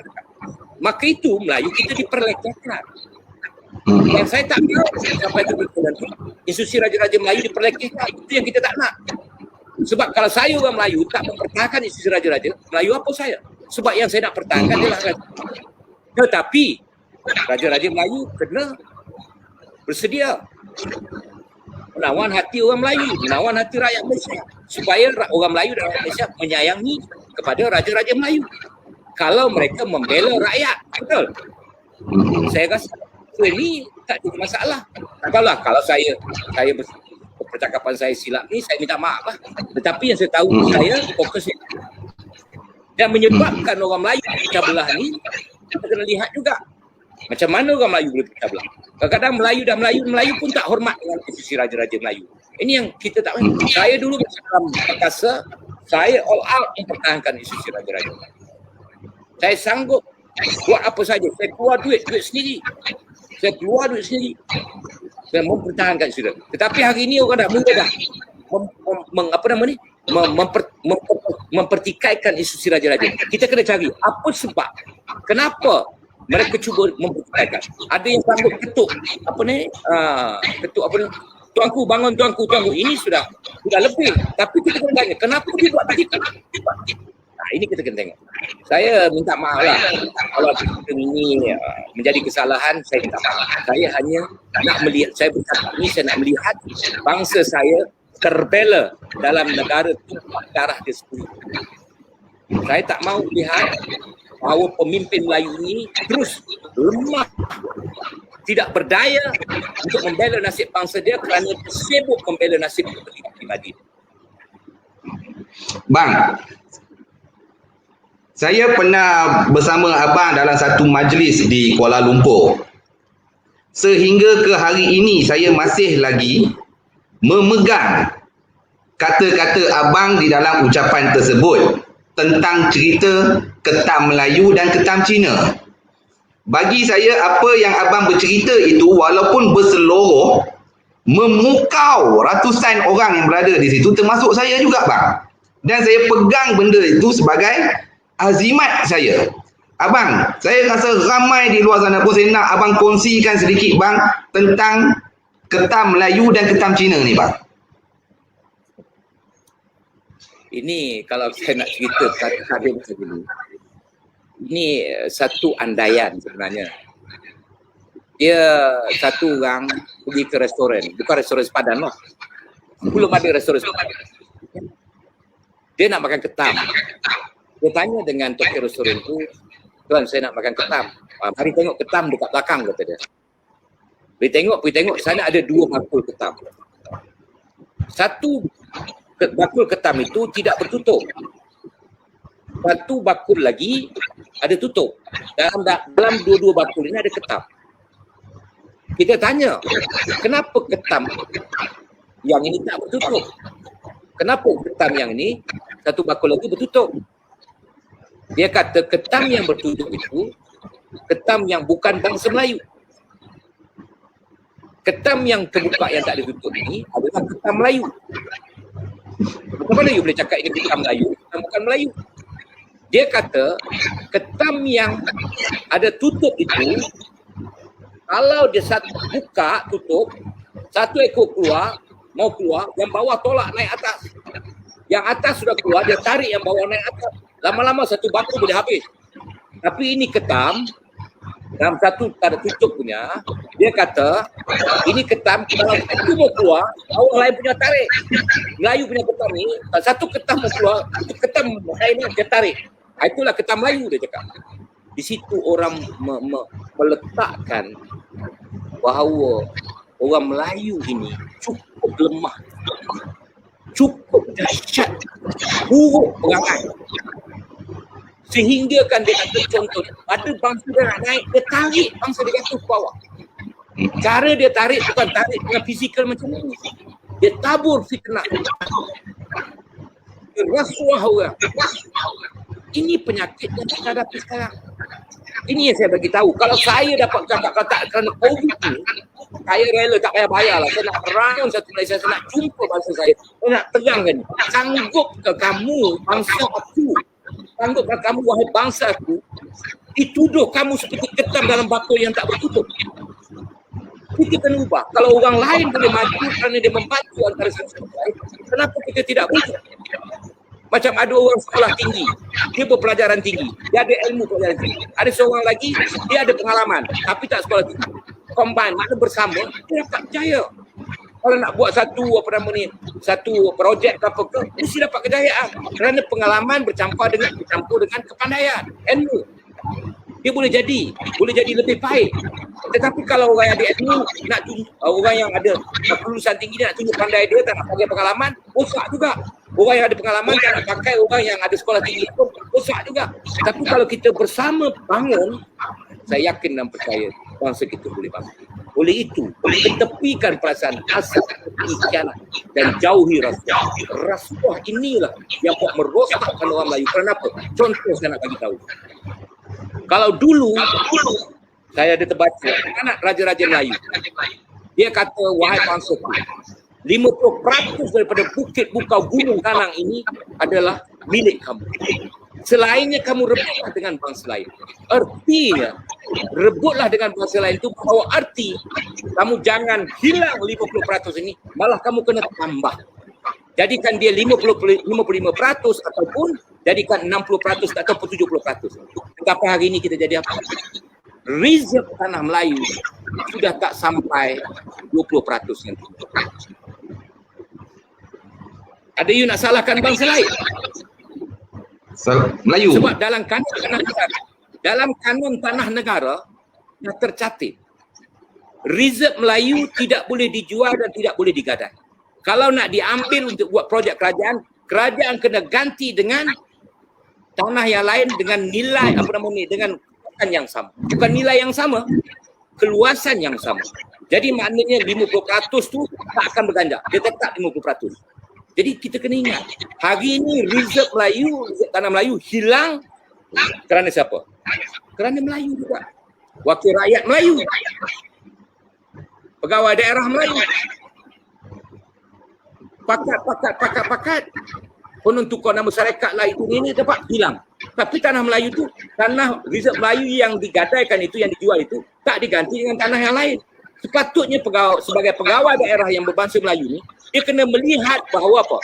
Kalau ada reserve Melayu yang cuba dirobek, dia kena pertahankan. Nak boleh, tapi gantikan dengan reserve Melayu. Dia kena fikir kenapa dibuat itu. Kerana untuk anak cucu dia akan nakal.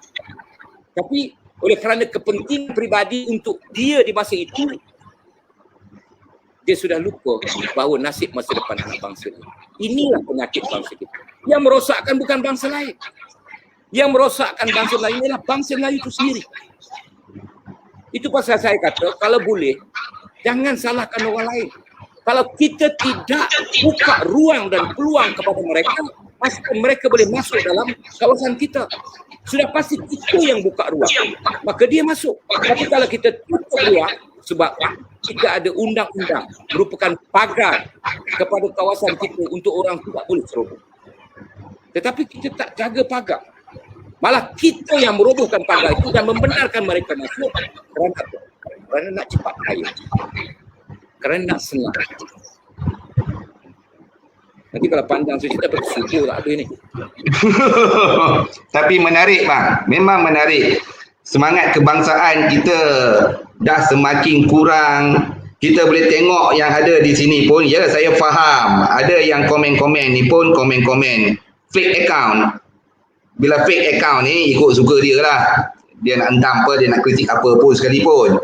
Tetapi bang, sebagai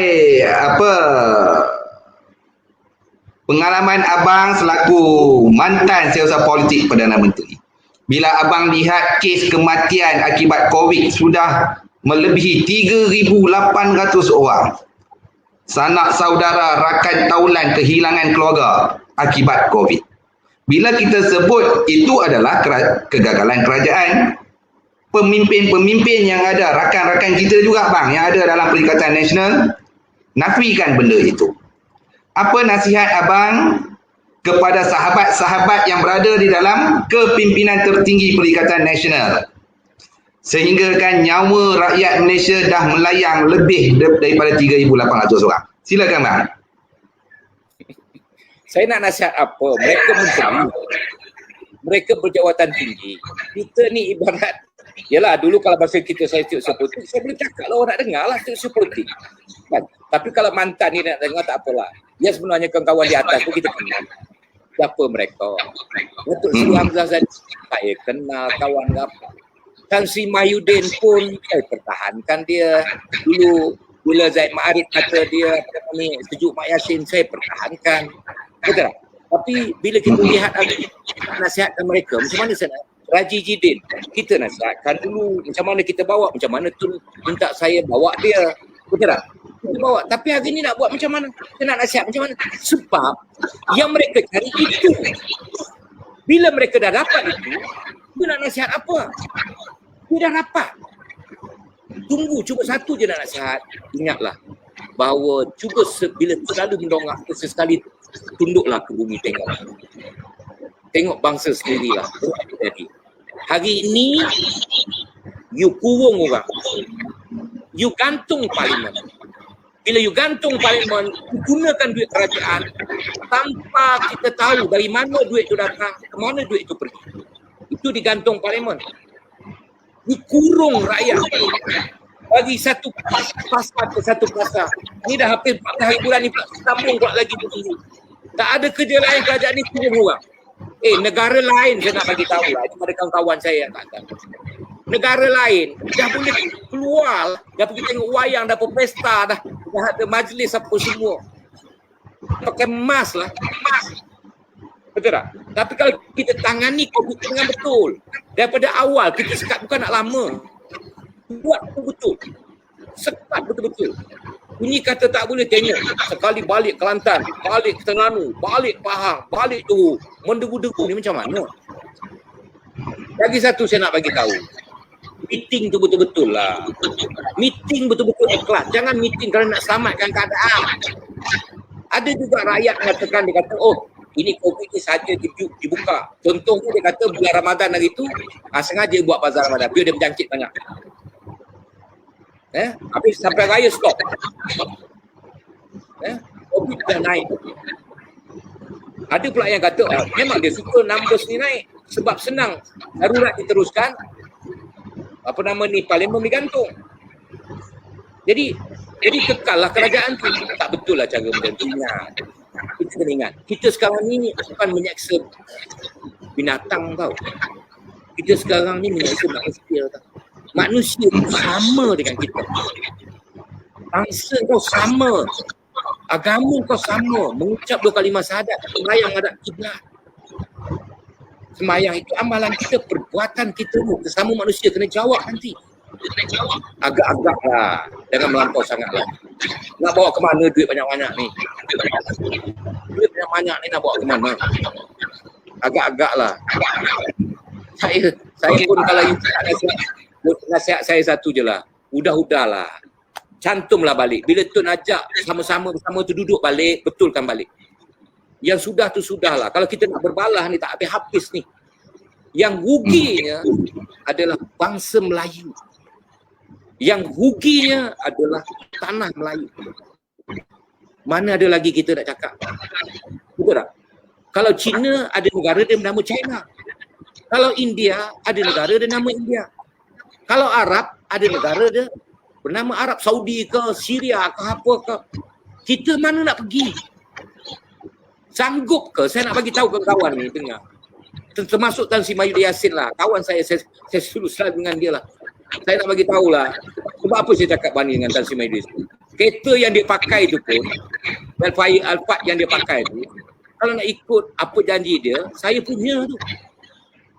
Waktu satu ketika Puteri Sri Kandi Malaysia buat lelong belum pilihan raya, buat lelong barang-barang Tun, barang-barang Tan Sri, barang-barang Datuk Sri Muklis di Shah Alam. Bila dah habis lelong tu, Tun balik, saya hantar Tun balik, itu Tan Sri Mahyudin balik. Ni biar rakan-rakan dia dengar. Balik, saya tengok kereta dia. Tan Sri, ni kereta baru ke? Saya kata. Baru 2 hari. Tadi saya tahan, saya ingat kereta siapa, saya tak masuk. Apa dia tanya, plate number 2 Tan Sri ni. Tan Sri, saya kata. Kereta ni kalau Tan Sri besok, Perdana Menteri, manalah tahu mana Tan Sri jadi Perdana Menteri. Kereta ni lelong kat saya ya, saya kata. Dia kata, apa Abi? Dia panggil saya Abi. Bukan ABY. Tun panggil saya ABY. Apa Abi? Saya jadi Perdana Menteri, kata dia. Iyalah. Kalau saya jadi Perdana Menteri, tak payah lelong. Ambil dia. Kalau itu, jadi hari ni dia jadi Perdana Menteri, dia itu saya punya lah. Itu ramai.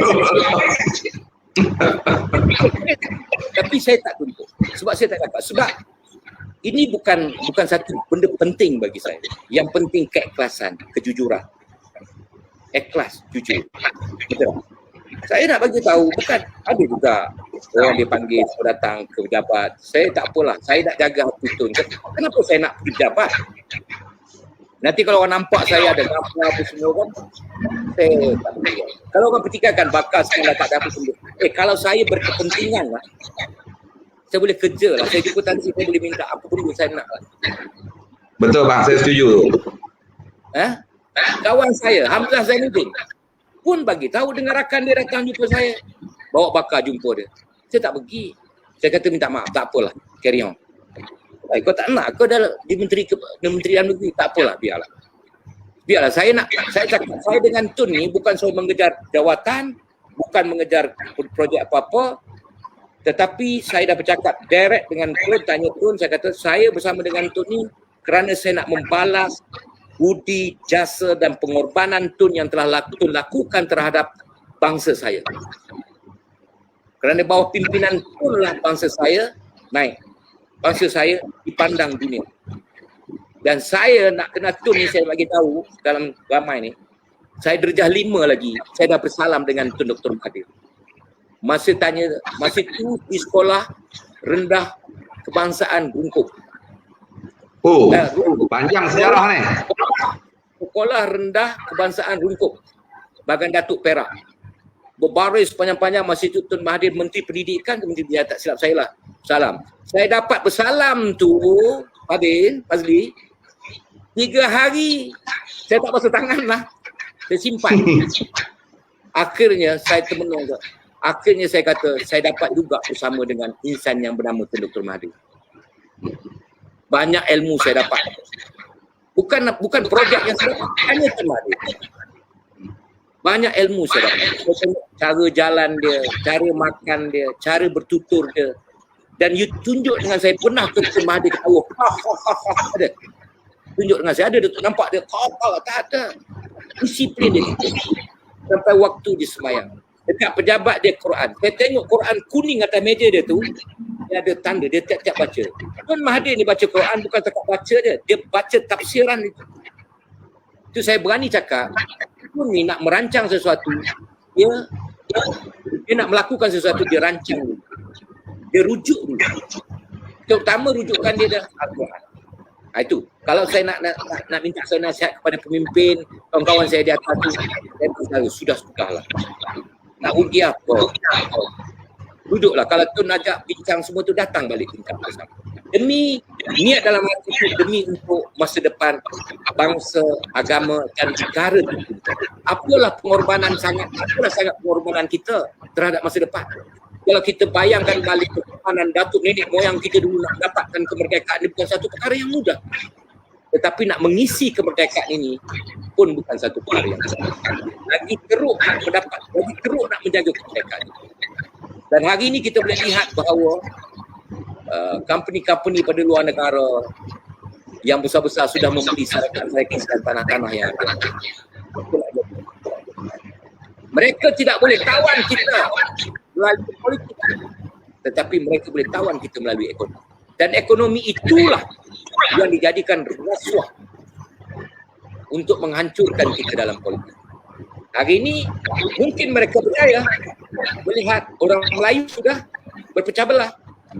Dan kita kena lihat, ini bukan kemegahan yang nak Fazli pegang, bukan kemegahan yang nak saya pegang kerana saya menteri ataupun saya menteri besar, bukan.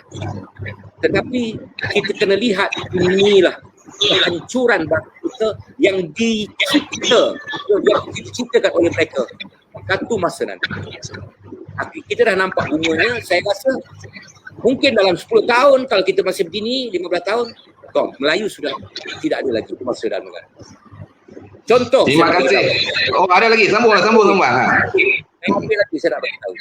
Ni, hari ini saya dapat melihat di bawah. Saya ni campur orang tengah, campur orang bawah. Saya jalan-jalan dulu saya. Hari ini kalau berlaku pilihan raya, Parti Melayu kalah. Kali ini kalau kita adakan juga pilihan raya, Perdana Menteri bukan daripada orang Melayu. Sebab apa saya kata? Sebab apa saya kata? Sebab orang Melayu sudah bosan kepada pemimpin-pemimpin Melayu. Orang Melayu sudah bosan kepada parti-parti politik Melayu. You baca dengan saya, mana parti politik yang orang Melayu suka? UMNO, PKR. PKR bukan parti Melayu, parti campuran. Amanah pun parti campuran. PAS, orang dah tuduh tunggang agama. Kalau kita lakukan pilihan raya, orang tak keluar mengundi. Bangsa lain yang berpusu-pusu keluar mengundi. Kalau bangsa lain yang keluar berpusu mengundi, undi apa? Amat bahaya. Saya setuju Tun Mahathir kata, tapi Tun Mahathir ni cakap berlapik. Sebab dia ni negarawan. Dia kata apa? Dia kata kalau berlaku pilihan raya, COVID akan menyerang balik. Tapi pada saya itu betul. Ada lagi sampingan. Kalau berlaku pilihan raya, orang Melayu sudah tidak boleh jadi pemimpin lagi. Sebab apa? Pengundi-pengundi Melayu tak akan keluar mengundi. Tak minat, bukan tak minat keluar mengundi. Udahlah majoriti yang tak mengundi, yang tak mendaftar sebagai pengundi orang Melayu. Lepas tu dengan keadaan macam ni, orang Melayu tak keluar mengundi, hancurlah. Na'udzubillah, jangan berlaku. Betulkan balik. Itu pasal bila kita buat mageran ini, kita betulkan balik. Kalau you tanya saya batalkan semua parti Melayu ni, saya wujudkan satu je parti Melayu. Itu berani betul tu. Kalau you tanya saya lah, you nak berpegang ke, nak berentak ke, nak apa ke, satu parti ni je. Susun balik. InsyaAllah. InsyaAllah kita yakin kebijaksanaan ke bawah duli Yang Maha Mulia Raja-Raja Melayu untuk menimbang cadangan, pandangan dan solusi yang dibawa oleh Tun Dr. Mahathir bin Mohamad. Dan abang juga seorang pengusaha. Sebelum saya nak tutup perbualan kita berkata benar walaupun pahit ini, abang seorang pengusaha restoran Maggie Ketam Power. Apa begitu juga dengan rakan-rakan saya yang lain juga pengusaha beberapa restoran di sini. Dengan keadaan PKP ataupun total lockdown ala-ala ini, kesannya besar tak bang pada pengusaha-pengusaha dan peniaga macam abang? Nak bagi tahu kesannya. Pertama, pekerja saya dah tak boleh bekerja. Saya tak mampu nak bayar gaji. Saya ada lebih kurang dalam 15 pekerja terpaksa berhenti. Kedua, pendapatan yang dulu saya boleh dapat dalam 4 ke 5 ribu satu malam, hari ni dah dapat 1,000, 2,000 pun 1,000 pun susah. Dapatlah 500. Itu pun orang datang pack, orang order. Itu kesan dia. Itu pada saya yang bertahan. Sebab dulu masa kita maju kita simpan. Saya ajar anak. Sebenarnya restoran tu yang mengusahakan ialah anak-anak saya, bukan saya. Saya hanya orang tua je lah. Saya bagi tahu simpan duit ni, jangan pakai. Manalah tahu betul-betul bila kena COVID, betul duit itu perlu digunakan. Bayar duit api, bayar duit air, betul tak? So, lain ni, itu saya yang atas tanah sendiri, restoran saya sendiri pun sakit. You bayangkan macam mana orang yang sewa rumah kedai untuk restoran dia nak bayar sewa, api, air nak bayar. Macam mana? Kalau pendapatannya bukan, kalau dulu dia dapat 100%, sekarang ni nak dapat 10% pun susah. Ini dah jadi macam satu beban dalam kehidupan mereka. Lockdown, tutup. Tapi kerajaan tak fikir macam mana rakyat nak bayar sewa kedai. Macam mana rakyat nak bayar sewa rumah. Macam mana rakyat nak bayar sewa kereta, bulanan kereta. Memang kena lockdown. Itu pasal kalau kena lockdown betul-betul. Kalau kata COVID itu dia boleh merebak mati dalam 14 hari, kita kata 3 minggu tak apalah. Kita lockdown 3 minggu. Habis itu sebulan kita lockdown. Semua lockdown. Kita kurangkan angka pasal tinggal satu angka. Betul tak? Lepas tu kita move balik. Move dengan disiplin balik. Jaga balik. Hari ni kita tengok yang dia ni hanya pergi apa namanya, bila ada orang kena COVID, tangkap, simpan, rawat. Cara menangani COVID, penanganan COVID, tak rakyat, jangan apa namanya, jangan keluar, jangan apa, duduk rumah. Cara nak pergi sanitizer, apa nama, masjid ke, sanitizer supermarket, tak ada. Tak ada. Cara menangani, menghindarkan dia tu tak ada. Cara nak mengubat dia yang ada. Menghindar ni kurang. Patut ini kita ada duit berbilion-bilion yang kata banyak berbilion-bilion. Guna untuk apa? Hari tu tak silap saya Perdana Menteri cakap kita dah pakai dekat 600 bilion kalau tak silap saya lah. Duit dari mana tu? Betul ke tidak? Yang saya dengar ni 600 bilion. Betul. Itu pergi ke mana? Sepatutnya gerakan-gerakan ke kampung-kampung ni dah berjalan dah. Klinik-klinik kerajaan yang ada di daerah-daerah tu semua dah boleh pakai dah. Vaksin kena hantar. Ini vaksin tak cukup. Rakyat melalak minta. Saya minta dengan Fazli. Fazli kata doktor tak dapat-dapat lagi sampai hari ni. Vaksin. Saya dengar cerita sekarang ni baru berapa juta. Baru 4 juta ke rakyat Malaysia kena vaksin. Baru 4 juta. Kalau 4 juta, kita ada 33 juta. Berapa nak buat ni? Berapa lama lagi nak tunggu ni? Kita ada klinik desa, kita ada klinik kerajaan tu. Gunalah. Masalahnya dia nak buat vaksin masuk tu pun lambat. Kalau kata vaksin tak cukup, macam-macam vaksin ada. Saya dengar kita Rusia nak bagi 3 juta. Kenapa tak ambil? Hukumnya nak tapis, macam Isa Muda cakap. Nak tapis itu, nak tapis ini. Dunia dah iktiraf. Apa lagi ni? Ini saya dengar pula ada pula kata tak betul tidak, cuba cek tengok. Amerika beli, bandingkan dengan Vietnam beli. Dia orang kata vaksinnya harganya RM20 satu dos. Lah kalau kata termasuk simpan cara penyimpayan dengan apa nama ni, dengan pengantaran RM70 lah katakan. Satu dos. Ini dengar orang kira-kira dia kata, saya pun tak dapat tak tahu lagi mana sumber pun. Ada yang kata sampai RM300 satu dos ni. Apa cerita ni? Perbelanjaan menggunakan untuk produk tu sampai RM300. Maknanya, jauh ni 10% ni, apa nama ni, berapa peratus ni? 100% kan? Kalau 300 dengan RM30. Jadi maknanya lebihan kalau betul lah RM30. Lebihan tu sampai 300 tu 270. Mana pergi duit tu? Ini kena cek. Bukan kita buat tuduhan, tapi dah pula merebak cerita-cerita ni. Kerajaan kena tangani, kena atasi. Kalau tidak ni rakyat lagi marah. Ni dah ada perbezaan. Jadi kita betul kita kena cek. Tapi saya harap kerajaan yang ada jangan berdiam diri dengan sumber-sumber ini. Kalau dengar, tolong jelaskan dengan betul. Terangkan ini tak betul kan ini kan. Rakyat boleh berfikir, rakyat boleh mendengar dan boleh menganalisa mana yang betul, mana yang tak betul. Ya? Jadi kalau you tanya restoran itu berjalan macam biasa, tapi tak boleh lah customer datang. Tak boleh. Jadi maknanya you bayanglah pendapatan macam mana. Sakit lah kan. Jadi sampai itu bila you tanya tu, saya nak bagi tahu lah nama restoran tu restoran Sepadan Maggie Ketam Power. Jadi kalau siapa yang nak order, bolehlah order melalui talian-talian yang tertera dalam restoran Sepadan tu. Boleh dah. Jadi maknanya kena minta lah keizinan daripada MITI nak pergi hantar apa nama ni? Hantar kumah-kumah tu. Jadi bayaran kena jadi orang nak makan susah, kena orang yang ada duit je boleh. Udahlah harganya mahal, datang daripada Sabah lagi tetap tu, lepas tu transport lagi.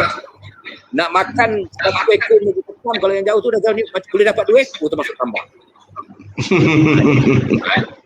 Kan ceritanya macam joke, tapi sebenarnya kerajaan kena fikirkan. Berapa lama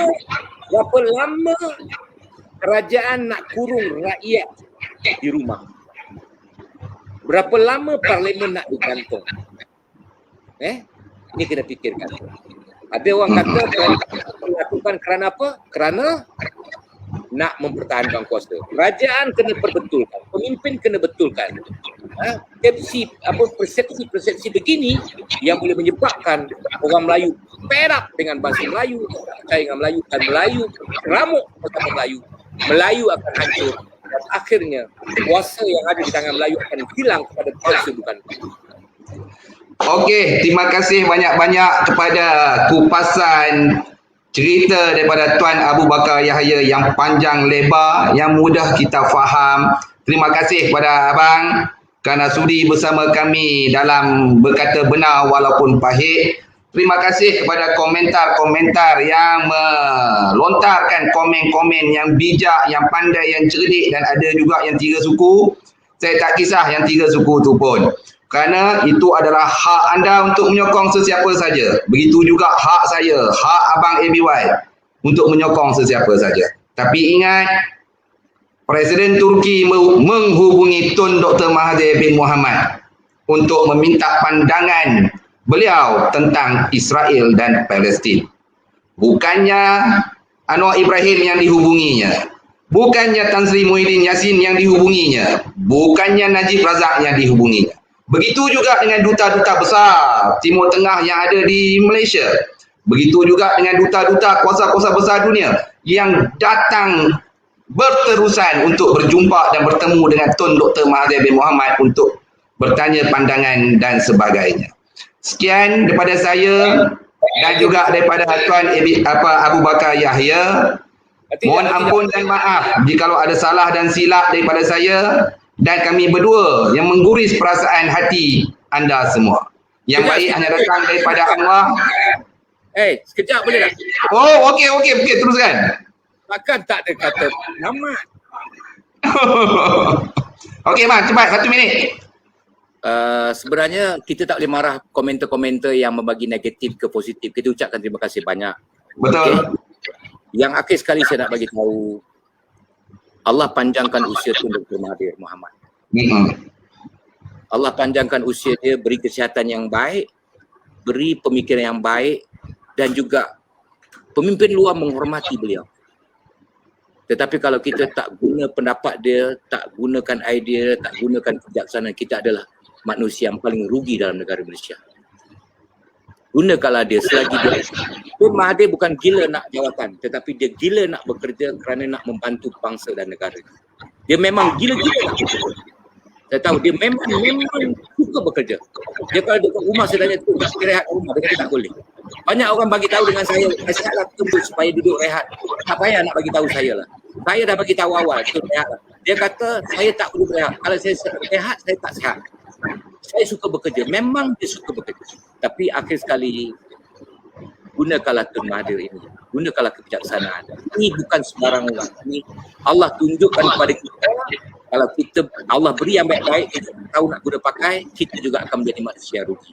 Dan gunakanlah dia untuk memulihkan balik bincangan dan hancuran yang ada dalam negara. Sekian. Wabillahi taufiq wal hidayah. Wassalamualaikum warahmatullahi wabarakatuh. Terima kasih di atas penutupan yang cukup menarik daripada Tuan Abu Bakar Yahya kita. Yang baik hanya datang daripada Allah. Yang jahil semestinya datang daripada saya dan kita semua. Mohon ampun dan maaf. Assalamualaikum warahmatullahi taala wabarakatuh.